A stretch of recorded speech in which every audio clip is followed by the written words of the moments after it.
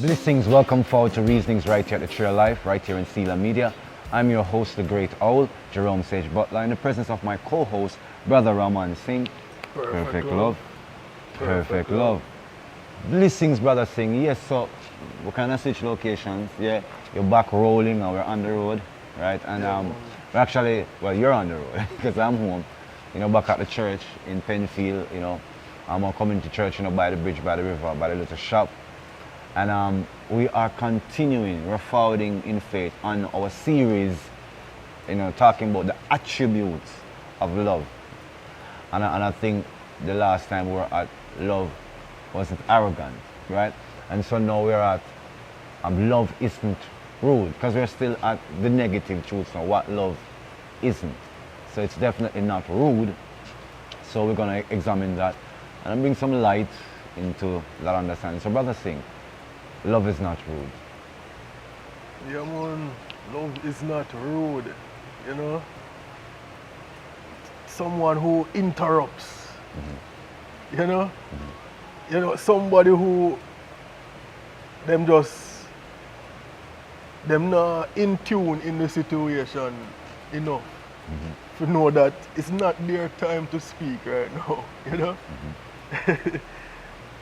Somebody who them not really think about others. Them just want to do what them want to do. Rude,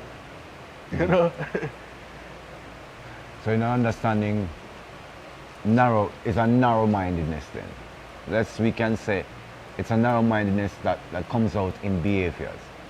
Because it will be a way of thinking, which is to disregard others, right? And then that narrow-mindedness of thinking, coming in behaviors by acting on their disregard for people. The opposite of, I guess, being rude would be being courteous, right? And so courteous people would be a little bit more accommodating and would defer and not contend. So in a situation where there would possibly be conflict, a person who basically has that peace in their understanding and is not, being rude. They're being very courteous. So they understand that if the situation escalates, it's going to be a problem. So they just defer and allow for peace to reign. So courteousness of, I guess, deferring another, putting another over oneself, giving someone that chance to, go ahead of you in the line. You've probably been waiting for a while, but you recognize that that person, is going through a worse situation, that their patience is not as much as yours, or their physical situation or emotional condition demands that, they be addressed expediently. The longer they wait, the more irritable they become, and it changes the atmosphere for everyone. So having that courtesy of spirit and not being rude to insist, well, I've been here before you, why should I give you my space? You defer and just allow that person, right? And then later on you'll be surprised that somebody also gives you that allowance without you even asking to. So rude people feel entitled to the right of way, and courteous people are truly entitled to the right of way, but is willing to defer and give that right away to another, because there's no need to contend. So I understand that societies are, as I was saying in previous videos, self-orienting, where people disregard others' feelings because they have become so attuned to become aware of their needs and what is necessary for their survival. So the narrow-mindedness, again, you tend to discard others or put others in a bracket of supporter or fighter. And if someone is fighting you, you just become defensive.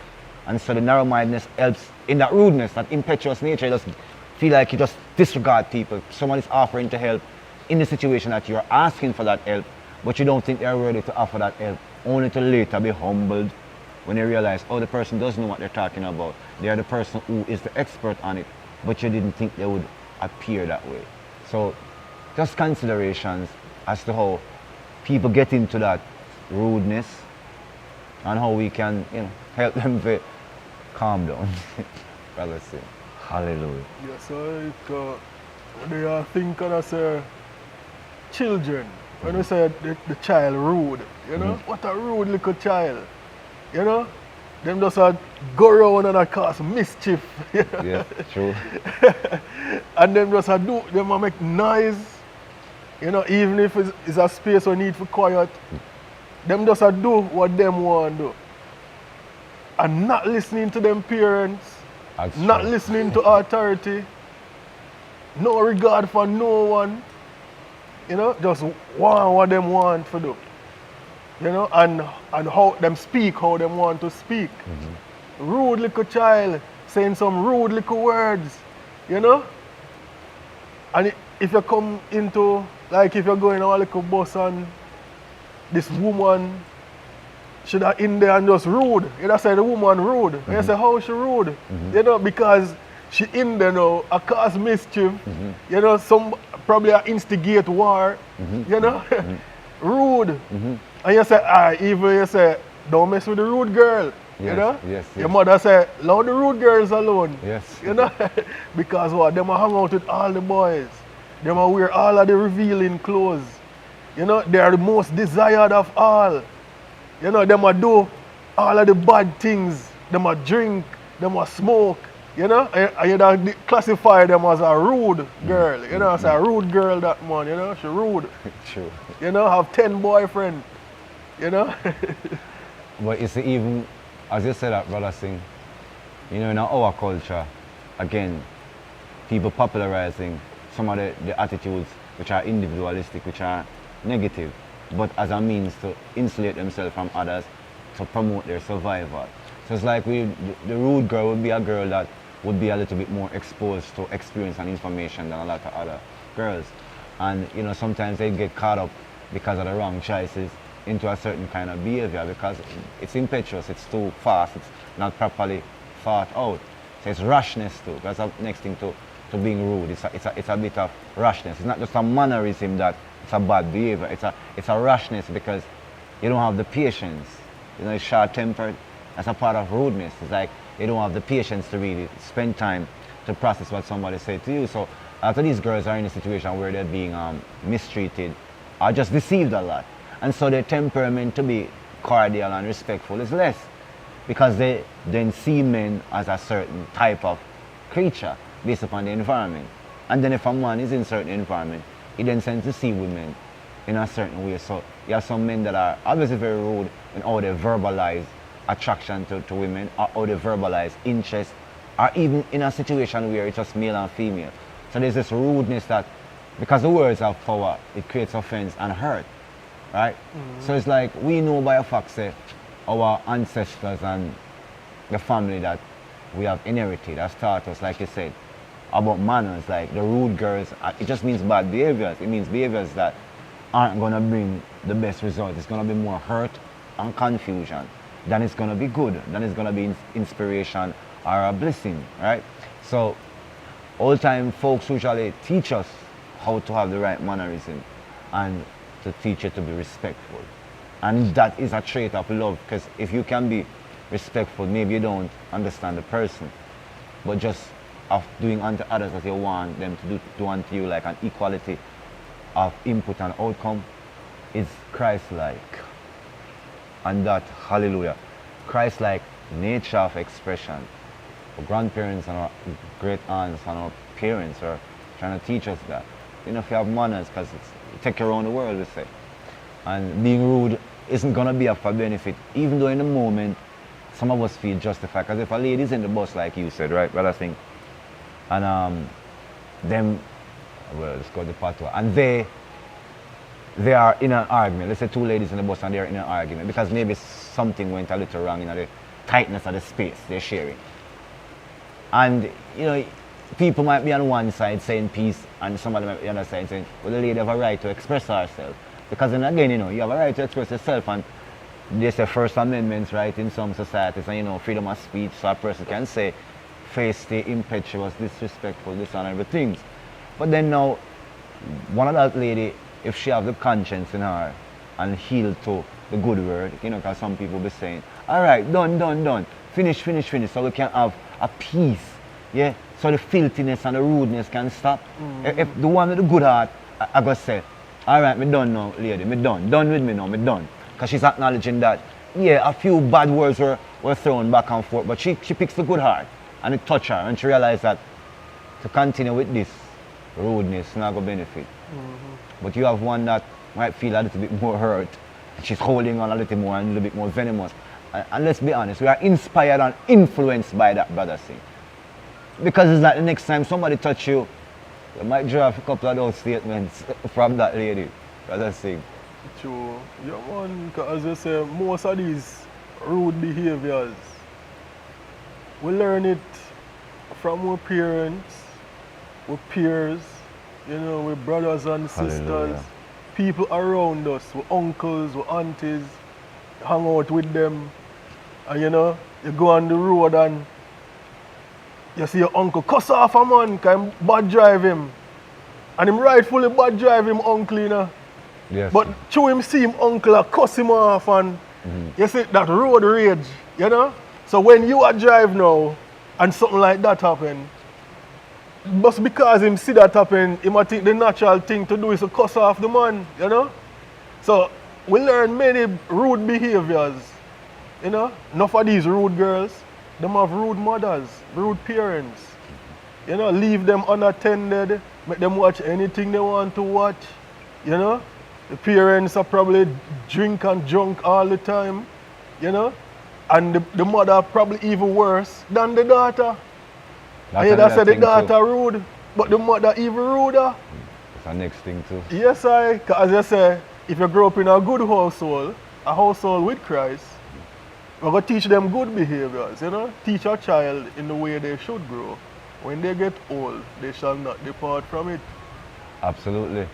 We have the metaphor of bending the tree from its young before it's old, in a sense of helping a child to have good character. Because if you yourself don't have the good character or is willing to challenge the bad characteristics in yourself, then you're not going to be able to teach a child that they can too have good character by challenging the bad characteristics. So let's be honest, brother Singh. All of us have faults, right? And our faults are obvious. That's why they're called faults, because they are an unnatural function or an improper function or an imbalanced function to a natural being. And so if we have faults, then there must be a system of mitigation. So spiritual mitigation is the word of God, right? Which comes through your faith and then you apply it as behaviors, right? And thoughts into behaviors, right? So when we learn, you know, the bad, you know, characteristics, right? We must also be able to learn their correction. So if our parents is willing, or the environment of influence around us, the village, is willing to change, to adopt good characteristics, because after recognizing bad characteristics are of no benefit or of cause mayhem, if the community or the individuals are willing to adopt good characteristics, then we can see that there's a transformation. And I think this is the core of what love is and what faith is about. Because faith is about a substantive experience, even though sometimes it might not be visibly evident. But the right spirit, which is good characteristics, good behaviors, being courteous, kind, and respectful, leading to more loving behaviors, will heal the hurt from jealousy, envy, shame, and competitive nature, which comes from the bad characteristics. Because again, sometimes it's a competition, brother Singh, over resources, why the mother is acting this way, why the father is acting this way. You alluded to a lack of love and care in the children too. Because if the parents are acting this way because they are not properly loved and are not feeling that they're able to substantively take care of their children and themselves and the environment, she's irritable, she's angry, and she's short-changing her whole emotional process, and is also doing the same to her husband, her mate, and to the children. So in that environment, to be able to learn and take heed to the words of God, to be able to, when you go to church or you go to the tabernacle or you go in your quiet space, when that word comes on to you, to open up yourself and to it transforming you, because then we're just talking in a vacuum if we don't understand that we all have faults, and because we all have faults, The things that we're good at don't substantiate the fact that we have faults. We still have faults. And in order to balance the equation to bring more love in, we have to reduce the hatred, which comes from a lot of misunderstanding, or inadequacy, or improper comparisons. Like we compare ourselves, so we become vain. And so because of this comparison a lot, in my parents' generation, some would have become wealthy, but I'm speaking it real. Some would have become wealthy, and some would not have become wealthy. And many don't look upon those who have wealth in the same sense as they look at themselves. They look at themselves, possibly in some cases, as failures, or that these people who have made it sometimes are more than them, or that they have cheated to gain more. And so sometimes your parents or the people you're influenced by feel justified to be angry about situations, to speak negatively about situations which are opportunities. And so when we take on to this culture, we are like that too, you know. We're actualizing the same kind of competitive behaviors and comparing ourselves, and so we're not at peace in our environment. That causes the short-tempered and the short-sightedness. And so we look at ourselves in that way, and that causes a lot of problems. So when faith comes in, as I say, in the true sense, and the community and the good environment, you learn that, oh, this is based upon short-sightedness, anger, misinformation. But let's put some truth in it, hallelujah. Let's put some love in it, right? And then so now, I don't have to be so short-tempered with you. I don't have to be so angry at you. I don't have to judge you so intensely no more, because I can see the transformation. I can see the possibility if it's not there yet. Faith, that's substantive. That is not yet evident, but it's the spirit.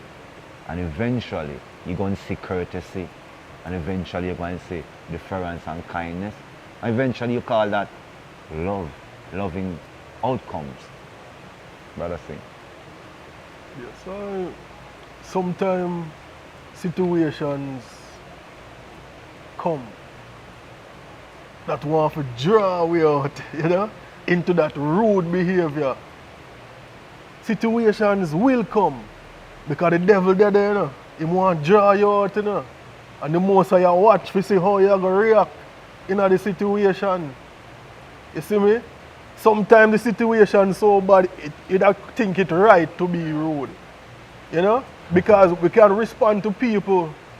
We can stand up for our own rights. True that. Without being rude. True that. We don't have to be rude to stand up for our rights. You see me? We can speak to the people because what? We are peacemakers. Yes. Yes. Speak Absolutely. peace. You know? The tone of voice is of peace, love, understanding, you know? Caring. Not of war and rudeness and, you know? You just don't regard them and them feelings, you know? But we know, sir, we are in front of the stage of heaven. Heaven is watching, you see me? Because they must say, let me see if this person is worthy for eternity. Yes. You see me? Situation happen, we're going to see how a child of God is going to react in this situation. Something where truly something bad happened and you never fault, you know, and people blame, you know, something, you know, say, you're supposed to defend yourself. Yes. But we're not rude in being so. True, true. When we finish the conversation, people supposed to come and shake your hand and say, "Me love how you handle the situation there." You see me? Yeah, because sometimes rude thoughts, rude words come out of your mouth. You know? Because sometimes, like even police stopped me the other day, you know? And say, "Boy, your car tint up too much, you know. All a ticket, Zin. Now write it up." And him gone, write up my ticket. So when him come back with the ticket, I said, "John, how much for that ticket?" I know. Him said 2.5. And I said, "Man, what about a little leniency? What about a warning? You know? Something." I said, "How you do Rasta so?" You see me? Because me in my mind, I say, if it's a scammer, then me da understand for say, if a scammer looking man, you know? You know, bleach out and tattoo up. Him not feel they now want tint up car like that, you know? But as other civilians on the road, peacemakers, you know, people who not cause trouble. The police supposed to have little leniency and say, boy, Ross, I see so you just want to have your little security for your car. Yes. Because if people see what is in your car, most likely they're going to break the glass and take it out. So if your car is tinted, then you will have a more chance of people not knowing what is in it and them leave it alone. You see me? So me see tint as a security, personally. Yes. And privacy. Yes. You know? People not supposed to can see a laptop in the car and say, boy, I'm going to take it out. Yes. Absolutely, I understand that, brother Singh. Yeah, and at that, the most is like him hold my tongue because me didn't want to say some rude words. You know, to the police because him no want to hear nothing what me have to say. Yeah, no want to hear reason at all. Him just know say I give this man a ticket and moving on. Yes. Because I look like him have to meet a quota, a monthly quota, and say me need at least 10 tickets for the month. So me I do my job for sure, so me up on the road at work, you know? So him not think and say, boy, is a Rasta, and I don't know if him think tint up, you know? Bless West. Blessings. You see me, so him should have think and say, boy, Ras, I see say you try to secure up your thing here, man. You see me, so I love. So, you know, we are basically examining the essence of how to defer. You know, as you were talking about the policeman and, you know, how him don't want to basically listen, you know, to your reason. You understand me? Because him probably, as you're saying, making a quota. Him just basically is trying to fulfill a requirement to show that he's competent or he's doing his job without properly assessing the situation, in the essence that I think a sense of understanding the people in the environment who is within your purview, let's say as the personal authority. If you're there to look for the criminal and the criminal minded or the criminal, you know, activity, it would bear to make sense that they would be doing these checks. But then assessment of personality traits is something that they're able to have in their training, to be able to say, this person is a peacemaker, as you say, and be able to defer, right? And it was good that you were able to hold your tongue when that you saw that he wasn't really going to listen to the fact that, as you say, the tint is for the privacy and the security, right, of whatever you have, you know, in your vehicle. And in the sense of him looking at it like it's hiding the criminal element or whatever, wouldn't substantiate itself when him says a man of peace. And him should have just assessed that as something, you know, of just the moment to say, okay, a warning, like you'd say. Yeah, I agree with you, a warning would have been good. I want to tell you what run through my mind too. The devil put a thought in my mind, you know? I just a thought in my mind. Yeah. Like me just want to tell him, say, it's like a sense of righteous judgment, you know? Yes. We say, yo, but it's like the thought run through my mind. We say, tell him, say, you're not afraid you're dead, fire. Because if you deal with people on the road, so you buck up in the wrong man and cross him the wrong way, a bullet will go reach him. You see me? And the most I say, hold your tongue here, Ramon. Just tell him say blessings and go on for your way. Take your ticket and go on. You see me? Yes. But me know say if him keep on doing that activity on the road, not having a peaceful mind, not having a courteous and, you know, if you say, all right, we just give them a warning or a harass you, make him go and harass, you know? Yes. But if it's a scammer man, I don't understand if him more would have come down upon him, you know? But most I hold my tongue and just say, oh, blessings, fire, you see me? Absolutely. Using the power of the tongue in the sense of saying being rude is like to curse then, and blessing is to basically speak good, right? So instead of cursing in the rude sense, it just be nice and just bliss and carry a good vibe so the bad vibe can dissipate. This world is a world of form, Ramon. And those who dwell in the world of form, we call flesh or carnality, are different from those who are of the world of spirit, which is born of spirit is spirit, which is of the soul, and which is born of flesh is of flesh, and can only satisfy what flesh is. And so because of that, people contend on the human level, and it give rise to the rudeness, to the misunderstanding and the disrespect. And spirituality, our true religious function and practice, our true faith, actually teaches us how to mitigate that. A matter of fact, how to not create the rude behaviors. But like you say, it takes effort, and we are not ever going to be on this channel and not encourage others in the effort it takes, because it will be erroneous to say just the thought of it will make it so. Just the thought of being courteous won't make you be courteous. You have to challenge yourself in those moments when you are called upon for that courtesy to win out over the contention.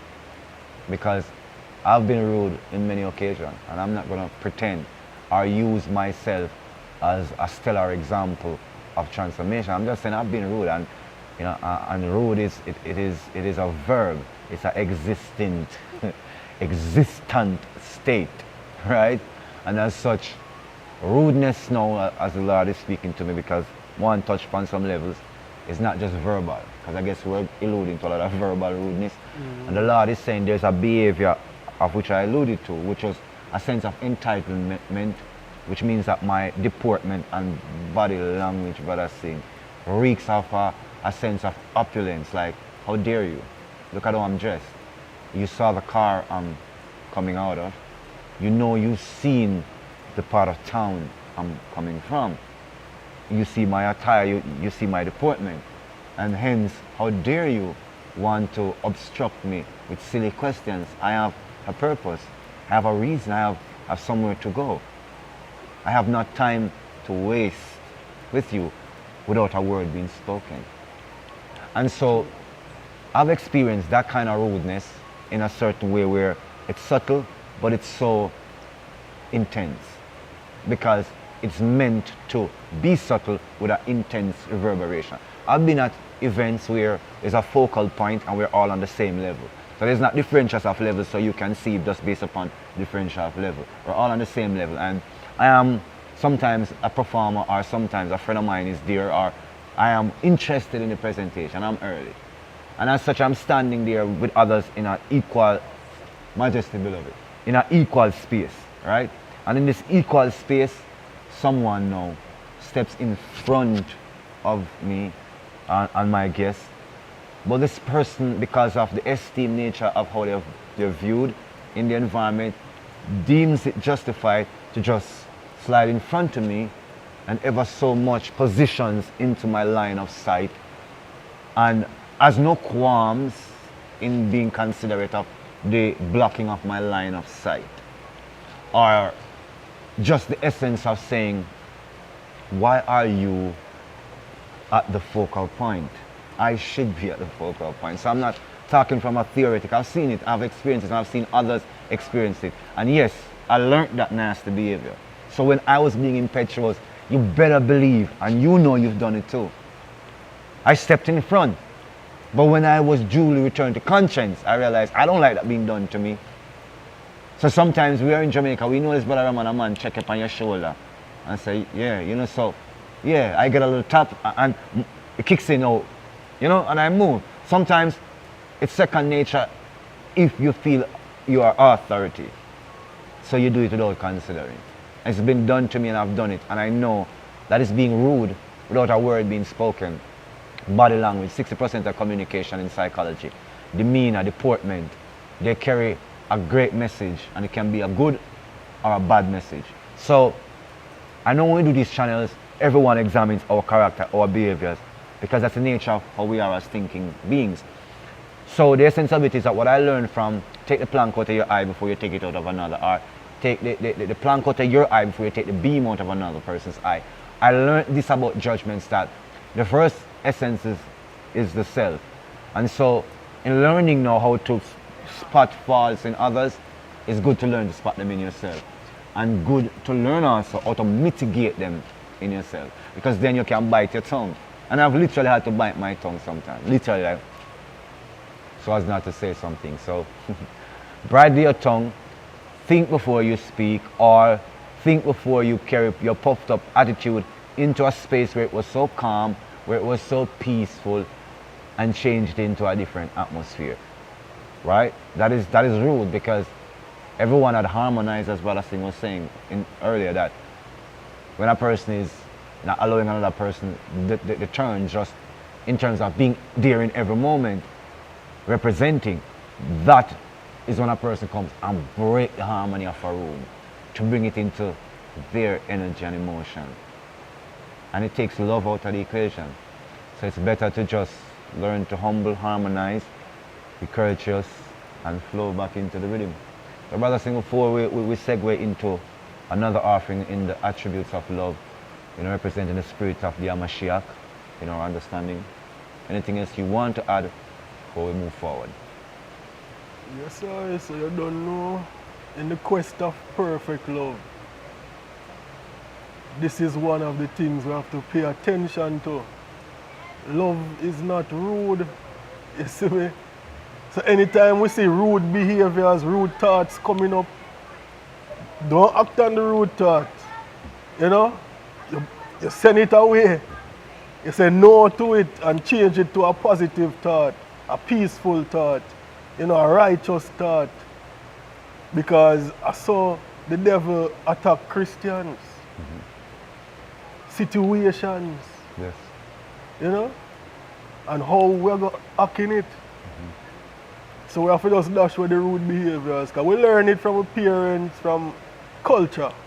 We learn it, So we have to just unlearn certain things and reprogram ourselves. True that. It's never accusation, right? Like we say, when you start look at your own faults, like the word said, take the beam out of your eye before you go and try to take it out of another. It's never an accusation. It's to take responsibility. And if you start taking responsibility for your thoughts and your end results, then by nature, it's magnetic. It inspires in others. You can inspire in others how to do the same as well, because you change the negative patterns into some good ones. So until next time, this has been a great All the Reasons Right at the Trail Life. We just want to remind you to take those unnatural, rude patterns into some courteous, kind and forgiving patterns of love and understanding. So until next time, like, share, subscribe to Seala Media event right here on YouTube. On behalf of my co-host, Brother Ramon Singh, love, like, share, and guess what? Just be kind. Perfect love. Perfect love.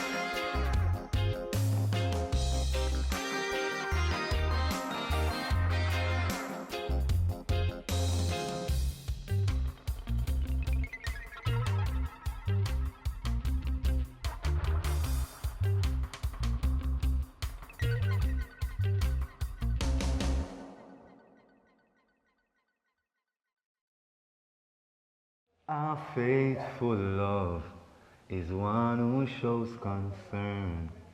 A patient love is the one who shows concern. Let it live your life and learn. A faithful love is the one who shows concern. A patient love is the one who shows concern. Yes, showing concern in the patience and the goodness of love.